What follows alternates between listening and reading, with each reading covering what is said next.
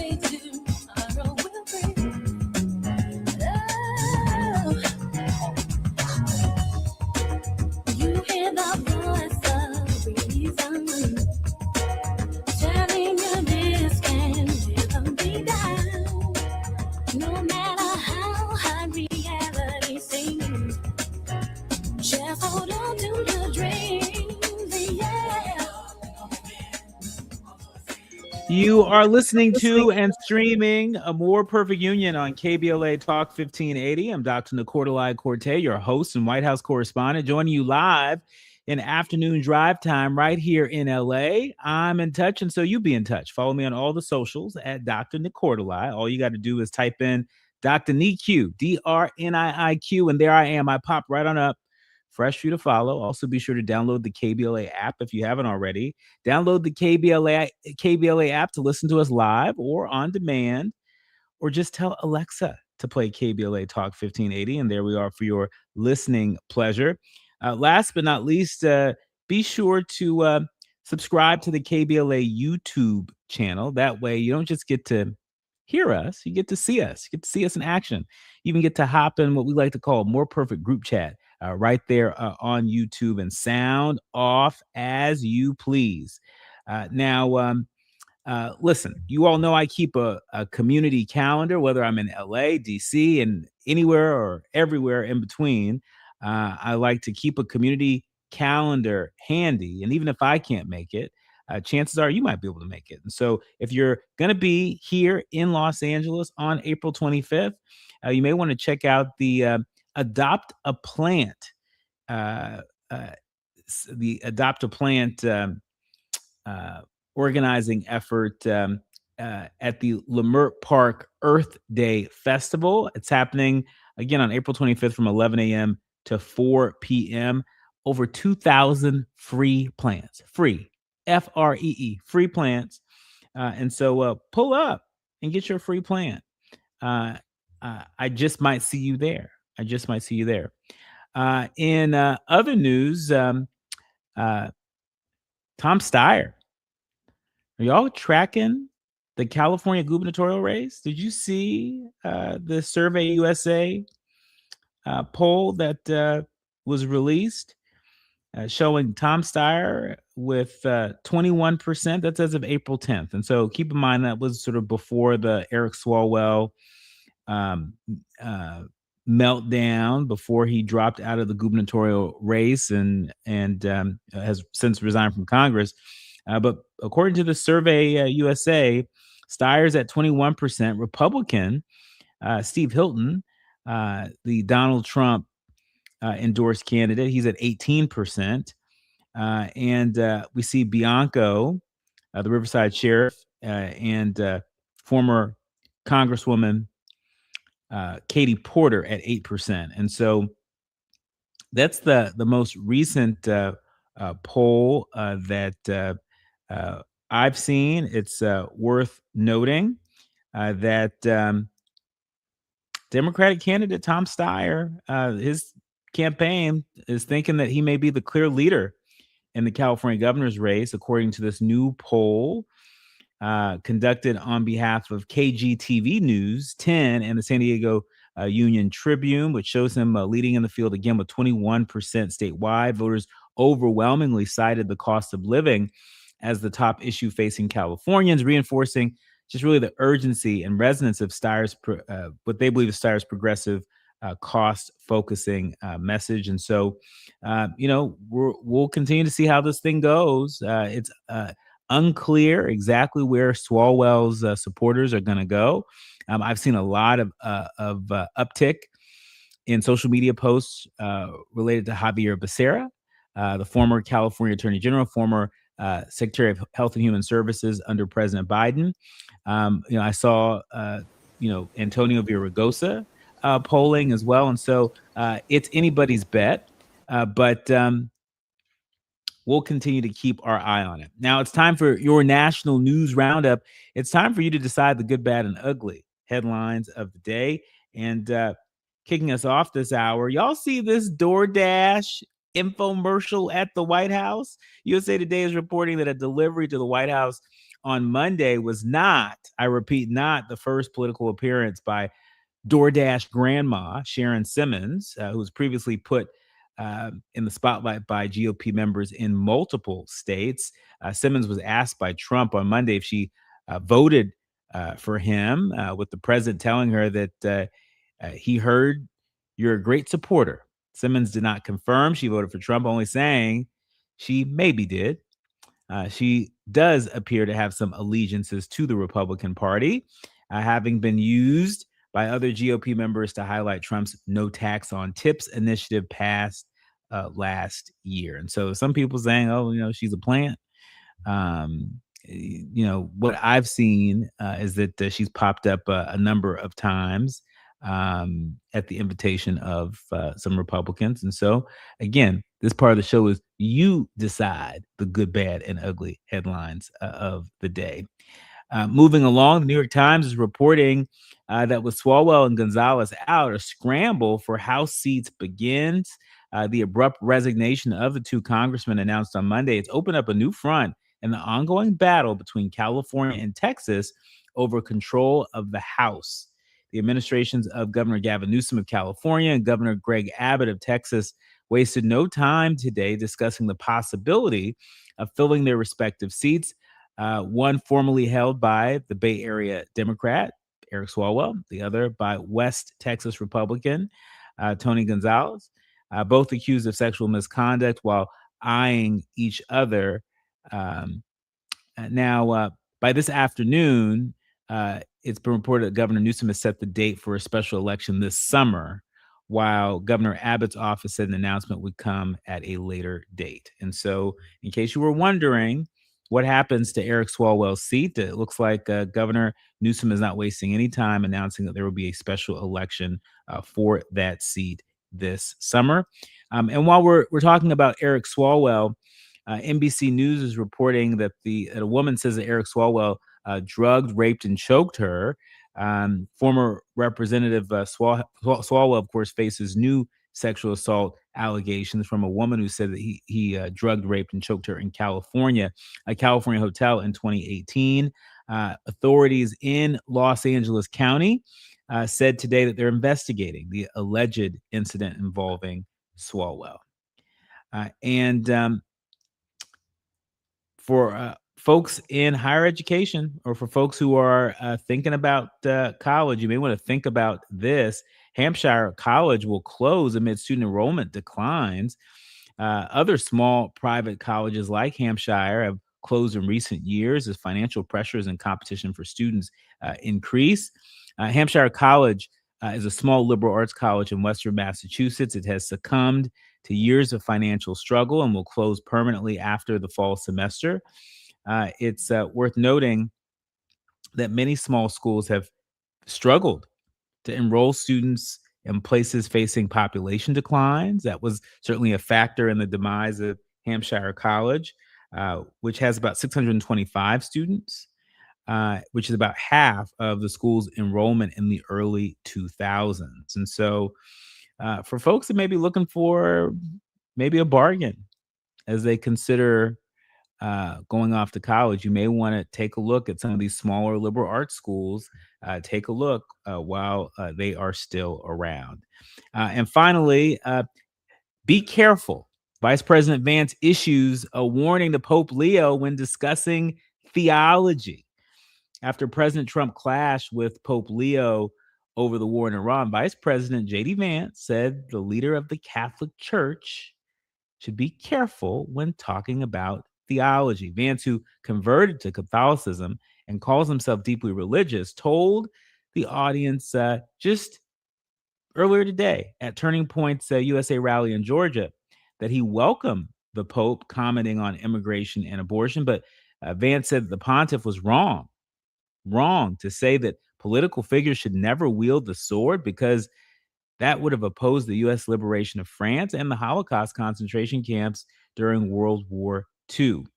Pope Leo said in a social media post on April 10th that anyone who is a disciple of Christ is never on the side of those who once wielded the sword and today drop bombs. Vance said the pontiff should be careful talking about theology, as the vice president is when talking about public policy. So when we come forward, no time like the present to talk about unity. I feel like our opening theme song should have been maybe UNITY by Queen Latifah. Now, when we come forward, I'm looking forward to being in conversation with Bishop Derek Grier. He's the founder of the National Unity Weekend and the Let's Talk initiative.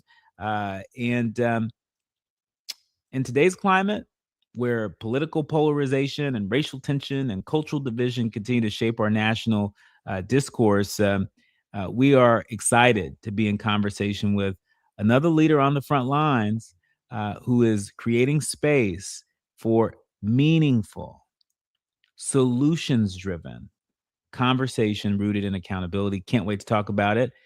When we come forward, I'll be joined with Bishop Derek Grier. You're listening to A More Perfect Union on KBLA Talk 1580. We've got a lot to talk about. Carpal tunnel syndrome, heart failure that doesn't improve with common medicines. These are some signs and symptoms associated with ATTR-CM, or the cardiomyopathy of ATTR amyloidosis, a serious heart condition with symptoms that get worse over time. AMVUTTRA, vutrisiran, is a prescription medicine given by a healthcare provider that treats ATTR-CM in adults to reduce heart-related death, hospital stays, and urgent visits. In a clinical study, AMVUTTRA was proven to help people live longer and have fewer heart-related hospital stays and urgent visits over 3 years compared to placebo. AMVUTTRA lowers the amount of vitamin A in your blood, which can affect vision. Other side effects include pain in the arms or legs, pain in the joints, and shortness of breath. These are not all the possible side effects of AMVUTTRA. For prescribing information, call 1-833-256-2748 or learn more at amvuttra.com. Ask your doctor about AMVUTTRA for ATTR-CM. Lena Bloom for the Bail Project.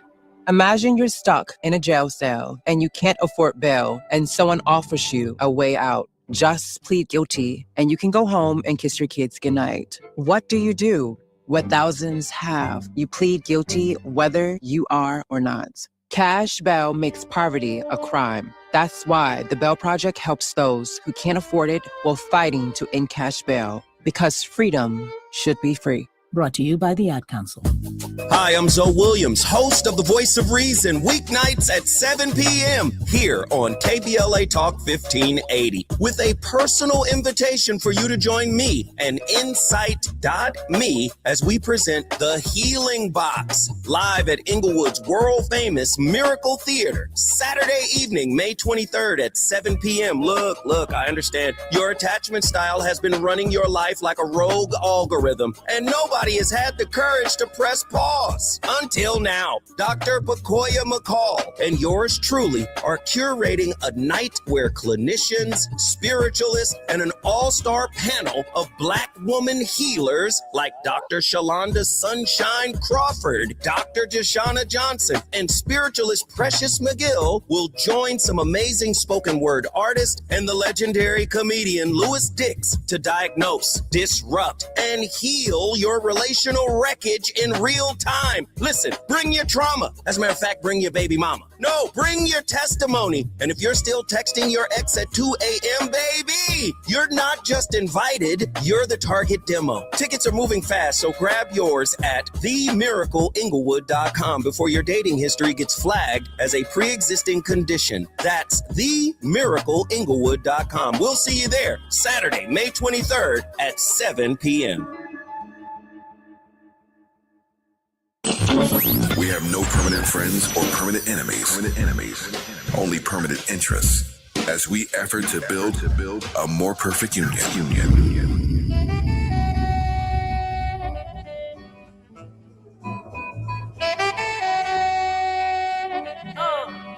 UNITY, that's a unity. UNITY. Who you calling them? You are listening to and streaming A More Perfect Union on KBLA Talk 1580. I love working at a Black Talk station because you say the thing, and brother Andy, our sound engineer, he picks it up and runs with it. I'm really delighted to be in conversation with Bishop Derek Grier. He is the founder of the National Unity Weekend and the Let's Talk initiative. It's no time like the present for us to do everything we can to dig a little bit deeper, to really talk with each other, not at each other, be in community with each other, and find a path to unity wherever we can. Bishop, welcome to the show. Great to be with you, Dr. Cordy. Thanks for having me today, and I love that opening track. Well, we love it too. Talk to us about just the state of our communities as you see it. Talk to us about the origin story that led to the development of this National Unity Weekend. Yeah, in 2023, George Floyd had been killed. Cities were burning. The events at the Capitol had taken place. Pundits on TV were arguing. A lot of folks were doing a lot of grandstanding as well. But with that, I watched and I prayed. I'm a pastor. Lord, is there any hope for us? Because every couple of years we cycle back to this type of thing, and I felt the Lord put on my heart to bring people together. And I have no ambition to be a politician, civil rights leader, or anything like that. I'm a pastor. I pastored Grace Church for about 26, 27 years now. With that stirring I had in my heart, I said, well, Lord, if that's you, I'm going to take a step. And if you're in it, I'm going to see some results. So I created something called a statement of change, where we admitted that there's some racial issues in our country that, have been with us for a super long time. We need to address them. And the church has also been responsible for some of those challenges. And surprisingly, a number of conservative leaders signed the document. A number, of course, African-American leaders signed the document. And I said, okay, all right. We had about, 300 to 500 signatures at that point. And I said, well, I'll take another step. So what I did is I invited friends from across the country to the Museum of the Bible in Washington, D.C. And we had about 300 to 400 people fly in to attend that dinner. And that evening, all we did was talk about our experience with race. It wasn't about, trying to win an argument, even come up with a solution, just for folks to talk about what their experience had been, and also a way for us to connect. So about 1,500 people live streamed. At that time, COVID was still in DC. So it was a big deal for leaders to come in the way they did. So we took that step. And then I said, well, okay, Lord, I'll take the next step, because each step we seem to be making progress. And from there, we started a monthly call. And leaders from across the United States, religious leaders, pastors, got on the phone. And it'd be a presentation about 10 minutes. And we'd spend the rest of the time in small groups talking through the various issues and getting to know one another. And that went on for about 6 to 8 months. And then finally, we came to the place we have to do a little bit more than just talk about this thing. We need to roll up our sleeves and come up with an action plan. And out of that, National Unity Weekend was born. National Unity Weekend is a weekend. It's the second weekend in June each year, where churches across the nation get together. We preach from a shared text. This year it's Psalms 131. Last year it was a different scripture, but one of the ways we show unity is by preaching from the same text. Also, the Saturday prior, one of the ways we demonstrate the gospel and become the hands and the feet of the gospel is by serving the underserved in our various communities.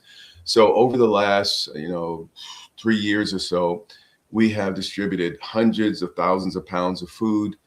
We have served, people. This year it'll be across 10 to 15 states. The last couple of years, it's grown to about 4 or 5 states. Forgive me for not having those numbers offhand. But it's a growing deal. The first year we had over 100 churches involved. We want to expand that to 1,000. And the pulpit is the superpower of the church, particularly the African-American church. And, a lot of folks are very engaged in politics, not mad at that. That's important. But there's also ways to address some of the challenges in our community that don't necessarily involve Washington. They involve local leaders in our local communities. So what happens on that Saturday is churches come together across racial, denominational lines to serve the underserved in the community. And the thinking is that, as volunteers from my church and volunteers from that other church that maybe never see each other, they don't worship together. But maybe that Sunday, as they serve together, they develop relationships, and some of the alienation can over time be moved away. Also, for me, as a follower of Jesus, the Bible and the message of the gospel is the power of God. And we need to use that power to begin to impact the hearts of people. So, racism, bitterness, all those different things we deal with, all that stuff really starts in the heart. And we can try to legislate stuff, and we should. There are laws that need to be in place to protect people. But it all starts at the heart. And that should be what the church is about, dealing with the human heart. So with that said, National Unity Weekend will be in our 4th year this year. It's June. This year is June 7th through 8th. And you can go to our website if you want to participate. If you're a pastor or talk to your pastor and you get your pastor to participate, give us a call. Just go to unityweekend.com. I don't know. Was I able to do that? Was that okay to get Of that? course. Tell the people. Look, every show we encourage folks to do what they can from where they are with what they have. That's the organizing principle that this show is built upon. Yeah. We believe that everybody has agency, and we encourage people to activate that agency. We encourage our guests to share any calls to action where people can tap in. So don't be shy. All right. Well, terrific. So email your pastor, tell them to get involved. Some of the criticism we received early on is that folks will say, well, one weekend's not going to fix anything, but one weekend is a start. And also, when your pastor starts speaking into this issue, and by the way, we've had as many white pastors as African American pastors, many as well as Hispanic pastors. It's been very evenly distributed. We had also, surprisingly, a lot of Asian pastors that have been involved. But I've heard of stories, particularly I'm thinking of a particular friend of mine, Bishop Thomas out of Dale City. For the first time, he National Unity Weekend, he preached from the text. His church is virtually 100% African American. However, after he preached that message, all of a sudden he started seeing Hispanic and white visitors, because what it said to the congregation was, hey, we're open to everybody. We're not trying to be a black church. Everybody's welcome. And we're going to worship God the way we worship God, but everyone is welcome and everyone's equal at the foot of the cross. And with that, it was a major shift in his congregation. Also, we've had white pastors that this was one of the first times they were able to, they felt they had the cover to speak on the subject of racial healing, et cetera, without creating a whole lot of conflict in their church. And one of the things that happened during the George Floyd era was there were many white pastors that tried to speak into this issue, but they really weren't well versed. They used language that offended a part of their congregation. They also didn't have any credibility built up over time. So even if they made a misstep, folks didn't really give them the benefit of the doubt because they never heard them talk on these subjects before. So with that said, I think it's vital for pastors to be conversant. And if you allow me to go on, this is super important. I want you to imagine every year, typically a pastor spends about 12 to 15 hours preparing for a sermon. So imagine if across the nation, every year, every pastor is looking at the scripture as it relates to healing our racial divide, spending 12 to 15 hours a week, then sharing it with their congregation, and then informing their congregation in a way that when the congregation's at the Thanksgiving table or on the bus, they have a biblical way to approach this thing. They have an idea what Jesus said and what the heart of the church is. Just imagine how much more effective conversations can become. And I think that if you change the heart of a pastor, you can change that church. And I want pastors, see, I've had to look at the Bible through racial lenses because of my experience. But some folks in the majority, they've never really had to look at the scriptures that way. So a lot of things that might be obvious to me, and maybe my Asian brother or Hispanic brother, that might be obvious, but to them, not so much so, because that hasn't been their lived experience. And they don't even have to touch on that subject because it doesn't really seem, at least in their mind, to relate to their people. However, this year, this National Unity Weekend every year has been super helpful for folks to really rediscover the scriptures. And they said, you know what? The dividing walls between Jew and Gentile was as serious, matter of fact, more serious thousands of years ago than some of the division we have today. And those divisions were overcome through the gospel. And again, we can do the same thing today. Yeah, I want to pick up on that point when we come forward. I know you mentioned Psalms 131, how at this year's National Unity Weekend, that pastors from across the country are going to be preaching from that text. I want to get a little sneak preview of what folks might hear from you and more. You're listening to and streaming A More Perfect Union on KBLA Talk 1580. More with the National Unity Weekend founder, Bishop Derek Grier, when we come forward. The audience is listening, thought-provoking, eye-opening, heart-rendering. This is where authentic voices meet powerful discussions on culture, community, and change. This is where Black voices matter. He's breaking boundaries, amplifying diverse perspectives, and tackling the issues that matter most to you. You're inside A More Perfect Union with Dr. Nee Cordelai-Corte on KBLA Talk 1580. I'm Amber Payton with BIN News Now.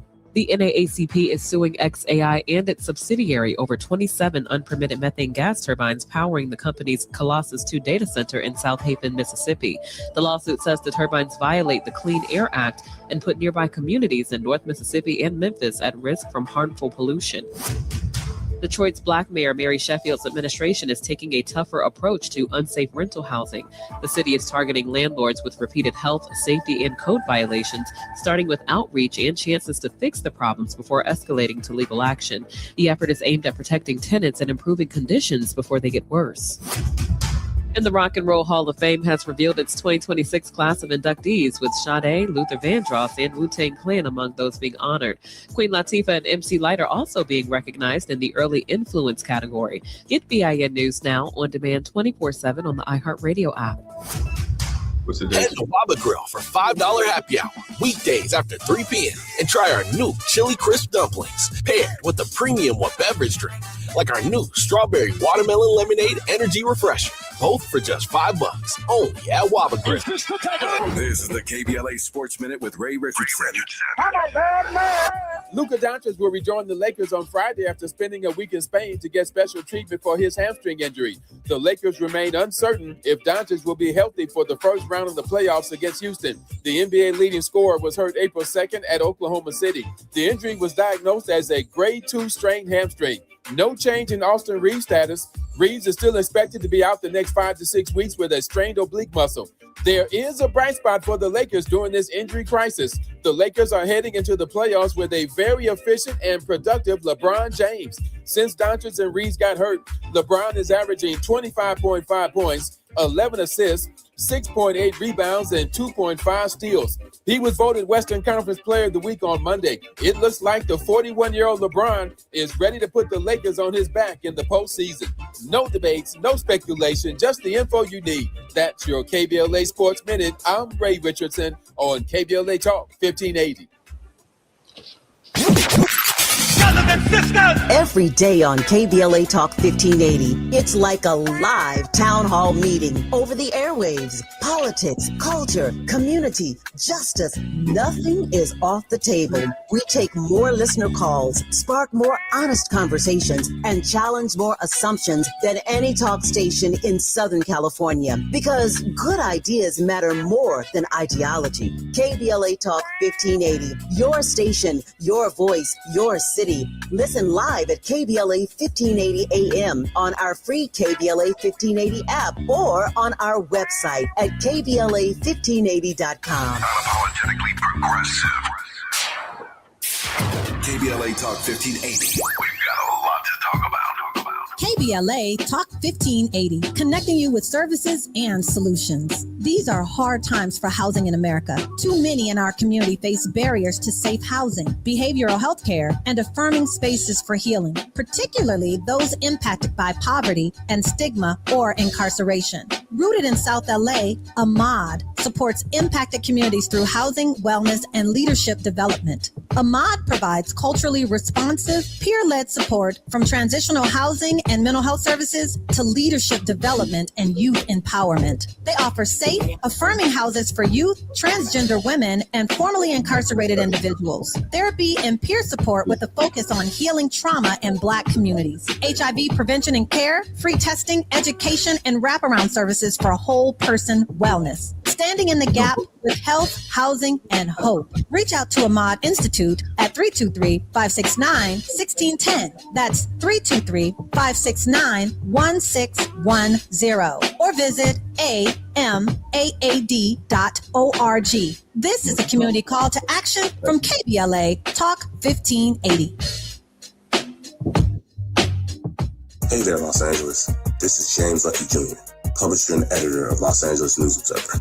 Are you hungry for news that matters to you in the African-American communities of Los Angeles? Well, buckle up, because we got the scoop you've been craving. Stay in the know and never miss a beat with our free weekly publications conveniently available near you. Or hop on the digital wave and become an exclusive subscriber at OGNSC.com. Don't forget to join the party on Instagram and Twitter at OGNSCINC for behind-the-scenes access and sizzling updates. No more FOMO. Let's stay informed, connected, and empowered together.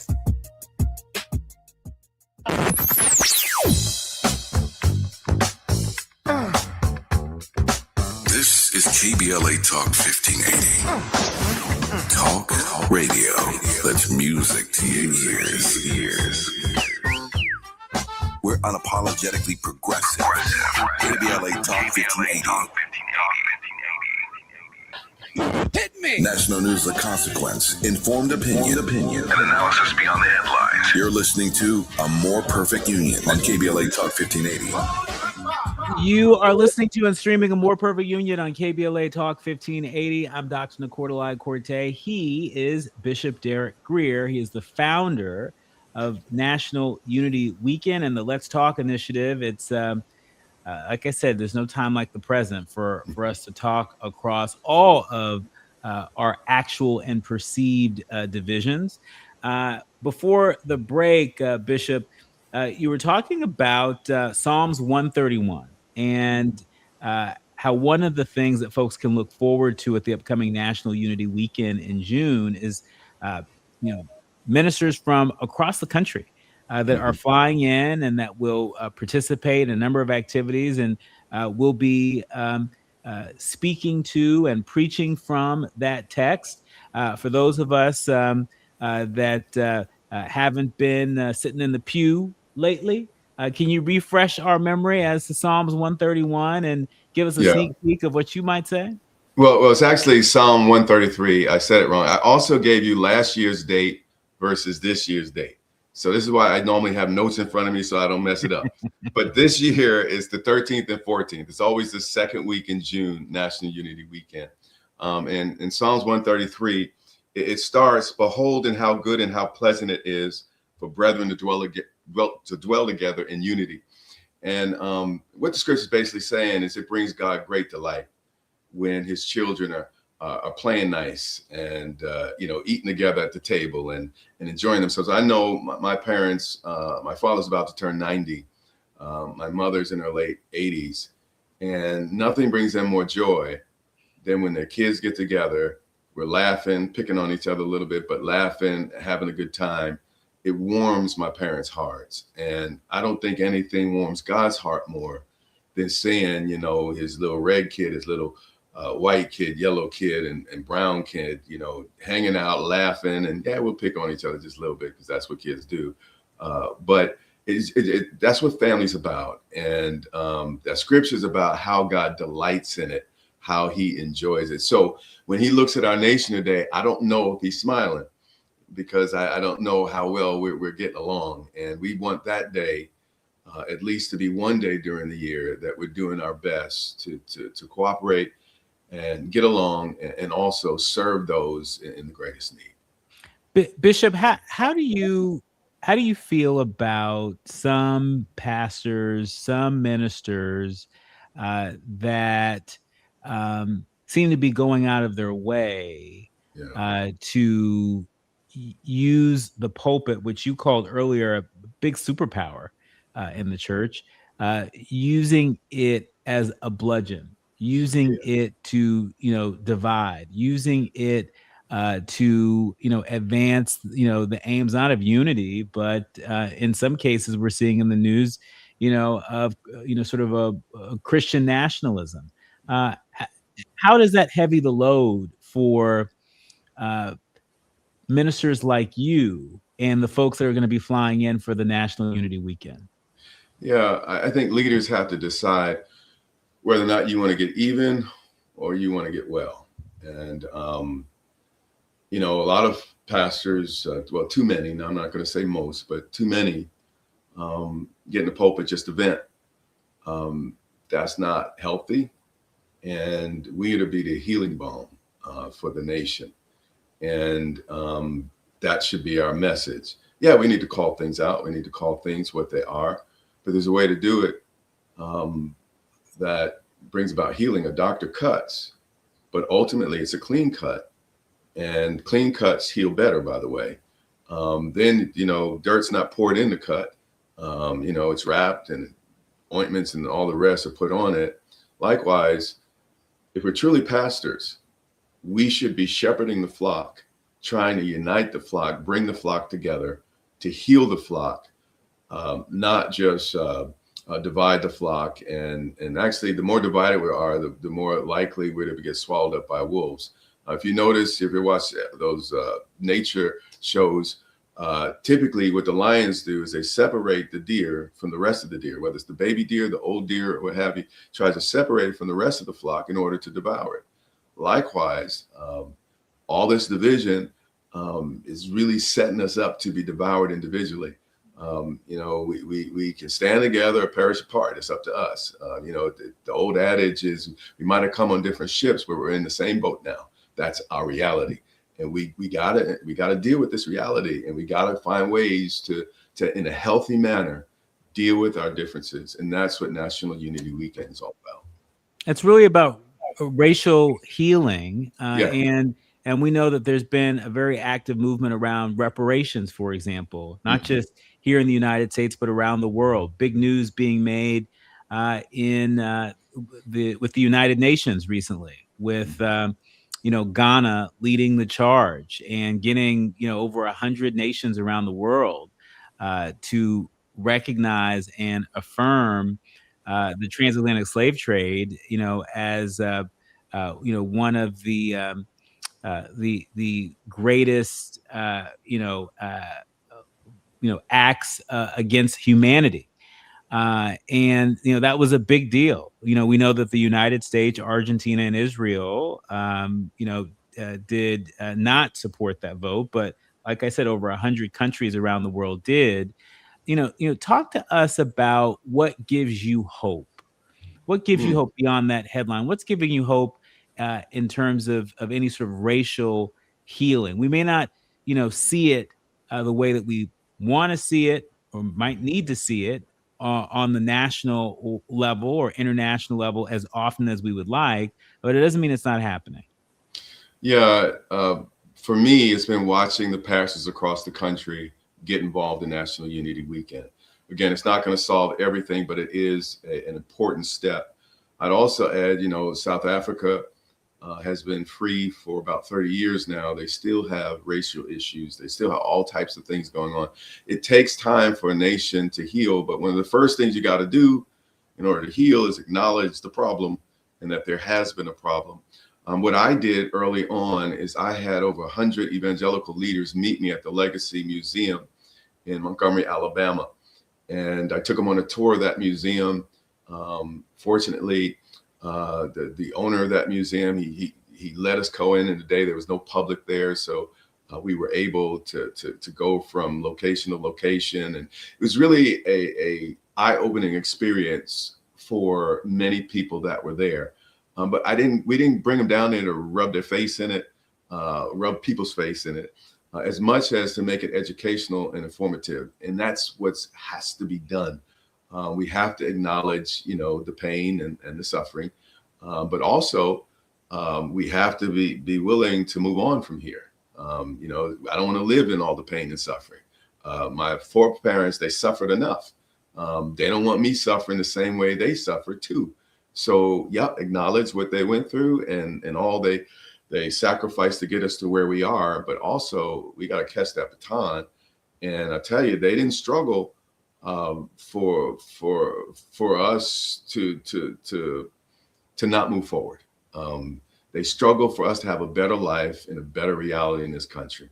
And the only way that's going to happen is if like-minded men and women get off the sidelines, get into the field, and start, doing their little piece with the authority they have. And I'm calling the local church. If you're a pastor, go to unityweekend.com, register your church, get involved, call our office. We'll call you back if we miss you. But you can get involved. And the church, the civil rights movement, people don't realize it was a church movement, and it changed the nation. Some of the women's suffrage movement, that was also supported by many in the church. With that said, it's vital that we use the powers we have and not just look to Washington. We can look to God. We can look to the heavens. And yes, we want Washington to do better, but our houses of worship can also do better. And that's right. Let's get engaged. Yeah. Yeah, and we may not always be able to look to Washington for the kind of leadership that we want to see in our communities. We also can't look away from it. And I want to ask you in our remaining minutes, sort of how you slice and dice, sort of calling folks out versus calling folks up. You mentioned some of the organizing work that you're doing, particularly with evangelicals. And it's important that our audience knows that people who are part of the evangelical community, that there's range, right? Not all evangelicals are the same. The politics of evangelicals isn't all the same. And so I just want to leave with that, but talk to us, not just as a minister, but as the founder of this National Unity Weekend. I suspect that, you hold yourself to a higher standard, as in addition to some of the other leaders that are part of this. What distinction do you make with calling folks out versus, calling them up, calling them higher, in order to bring about that kind of unity? One day I was having an argument with my brother, and he's my younger brother. And, he kind of stepped to his big brother a certain way. I didn't like it. And after the conversation, I gave him a piece of my mind. He gave me a piece of his mind. But in my prayer time after that conversation, it was in my heart, and I felt the voice of God was saying, well, son, because I was like, Lord, I was right. I know I was right. But the question was I kind? And sometimes you could be right, but are you kind? Are you gracious? Do you allow people to save face? Do you allow people space to have some dignity, even as you deal with some ugly things? And that's what love does. Love covers a multitude of sin. Love makes room for, the other person's dignity. And a lot of folks are right, that's their problem. It's a self-righteousness. And, I don't know what I would have done if I was born as a white man 200 years ago. I don't know what I'd be like if I was born as a white man today. I don't know. With that said, we got to have some sensitivity, and we got to care about the other person. You can't get away from old-fashioned love. We just got to love one another and be willing to put yourself in the other person's shoes. And just because they don't understand yet doesn't mean they will not eventually understand. Maybe they haven't been told. Maybe the way they've been told is in such a way they couldn't even receive it. Because I've been told things that were true about me in such ways that I couldn't accept it at the moment, because I'd almost have to say uncle and, and all the rest. And we're creatures of pride. And we just got to find ways to be kind. You can be truthful and kind at the same time. Are there any bright lines for you? Look, we know National Unity Weekend invites, anyone and everyone to join. But in an effort to make it a safe space for the people who do show up, are there any sort of bright lines that you want to share with folks who may be mulling whether or not National Unity Weekend is for them? Yeah. So, Dr. King's not here anymore. Martin Luther's not here anymore. The Apostle Paul's not here anymore. It's just us. And, sorry, I'm not Martin Luther King. I'm not Frederick Douglass. And you're not Frederick Douglass or Martin Luther King either. We're all we got. So we have to find a way with who we are and what we have to move the ball forward. And the baton has been passed. And if our generation's just making it worse or standing still, we're not progressing. There's too much sacrifice to get us to where we are, to stay where we are. We come too far to only come this far. So with that said, go to unityweekend.com, email your pastor, say, hey, it's just one Sunday. Start with just preaching a message of healing, because that, a lot of people try to be an expert on the racial issue. They try to solve the racial issue, and they find boogeyman's under every rock and every corner as it relates to the racial issue. But preach a healing message on the 14th. Let me make sure I get that. June 14th. so I don't give it to you wrong again. And just be a part. And then the next year, if necessary, get involved in the Community Action Day.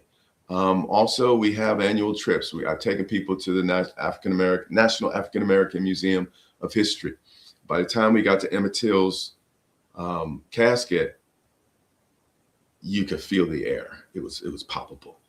People had major moments where years of not understanding where African Americans in particular were coming from, all of a sudden light bulbs went on. So we do things together, and it's a great chance to learn and grow, but become a part. Don't just criticize on the sideline. Become a part and watch what the Lord will do. We appreciate your work and witness. Look, there's plenty of room for all sorts of different folk, all sorts of different approaches on the front lines. I like to say often on the show that we're all making our way through a lot. You know, there's a lot happening in our homes, in our communities, in our nation, in the world. But in my view, I think the surest way that we get to the other side is together. And that means that we have to lock arms with one another. We have to build relationship and build community with one another. And that seems to be a big driver of what is bringing people together in June for National Unity Weekend. Bishop, again, what website can people go to? Go to unityweekend.com. That's unityweekend.com. We've been endorsed by the King Center, the National Association of Evangelicals, the National Hispanic Leadership Conference. I mean, on and on. Major national organizations have got behind us. The Museum of the Bible has also gotten behind us. So a lot of folks are interested in what we're doing. I would love for you to be interested in what we're doing. Reach out to your pastor, send him a text, email. Matter of fact, maybe go to the website, send him a link and say, hey, pastor, it would be great if our church can participate. And that's how you can make your difference. And again, if you are a pastor, reach out to us, and we'll try to help make it happen. Okay.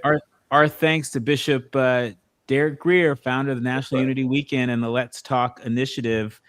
Learned so much from this conversation, including the fact that it's not unusual for pastors to spend 12 to 15 hours preparing a sermon. I think I'm gonna listen to sermons a whole lot differently, knowing that's right. that they were 12 to 15 hours in the making. You've been listening to and streaming A More Perfect Union on KBLA Talk 1580. The quiet part out loud when we come forward. Thank you, Bishop. Bless you. Striving to make America a nation as good as its promise. This is A More Perfect Union on KBLA Talk 1580. We've got a lot to talk about. My name is Tyrone Owens, and this is my home for 23 years that burned in the fire. Me and my wife, Charlene, we had this whole yard decorated every year. This was the house that sparkled throughout the entire neighborhood on all the holidays. It's a community that will never be the same due to the negligence of the utility company. So I am pretty upset about that. We were nowhere near being able to rebuild with our insurance. It's going to cost $1 million to put your house back up. I want to get back to that point where we were before the fire. I'm starting to get emotional, but I'll work through it. LA Fire Justice has been wonderful for us. They're just caring people. We have all faith in them. Big ups to LA Fire Justice, who's given us hope to rebuild 100%. Advertisement. Douglas Foster, 221 East Walnut Street, Suite 100, Pasadena, California, 91101 is the attorney responsible for this ad. LA Fire Justice is proud to sponsor Conversation Live, Altadena Rising with James Farr on KBLA Talk 1580. Imagine every pregnant person in LA County having the support they deserve. A doula on every block. Doulas provide emotional, physical, and informational support during pregnancy, through labor, and beyond. Medi-Cal now covers doula care. That means you can get the support you need or train to support families in your community. The LA County Medi-Cal Doula Hub is here to help. Learn more and get started today at ladoulahub.com. From station to stage, LA Metro connects you to the artistic heart of Los Angeles. Celebrate this National Arts Month with Metro, exploring galleries, theaters, and cultural spaces across the city. Art isn't just where you end up, it's how you get there. KBLA Talk 1580. We've got a lot to talk about.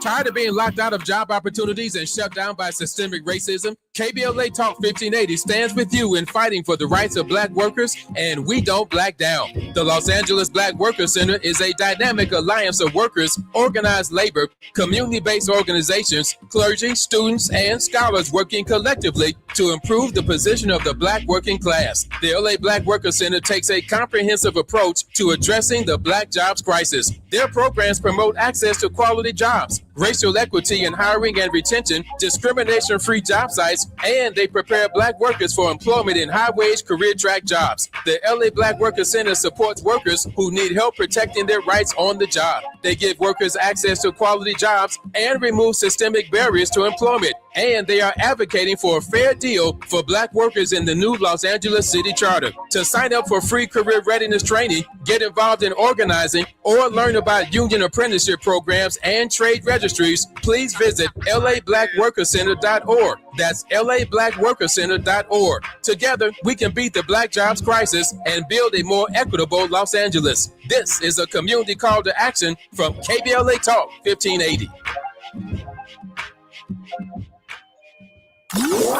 Notable journalists, industry leaders, lawmakers, change makers, tastemakers, and you, working to build a more perfect union on KBLA Talk 1580. You are listening to and streaming A More Perfect Union on KBLA Talk 1580. In our remaining minutes, I just want to point something out, because so often we say, do what you can from where you are with what you have. Well, look at what difference America can make. LAUSD, that strike was averted. Schools open on Tuesday as unions have reached a tentative deal with raises. That's right. A strike that would have shut down schools for nearly 400,000 students was averted at the 11th hour. Early Tuesday, after the Los Angeles Unified School District reached a tentative agreement with the union that represents workers, including custodians, bus drivers, cafeteria workers. Schools in the second largest school district in the nation were open as usual today to the relief of a lot of families who had to scramble to make childcare arrangements. During the mid-morning news conference, Mayor Karen Bass, who said she stepped into the negotiations to avoid a disruptive work stoppage, she praised the unions and the district, and she added that she was, quotes, a proud LAUSD graduate, parent, and grandparent who was happy that her grandson was in class. And so at a time where sometimes we're wondering, what are our elected officials doing? And how are they making our lives better?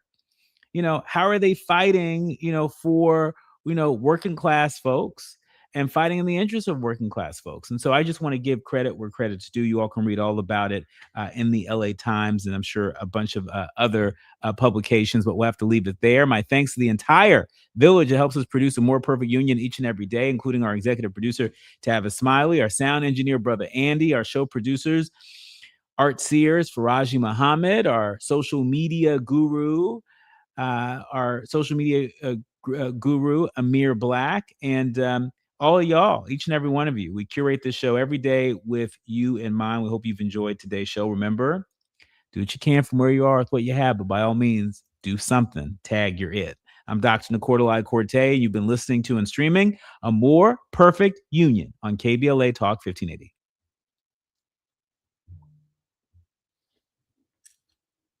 Administration is taking a tougher approach to unsafe rental housing. The city is targeting landlords with repeated health, safety, and code violations, starting with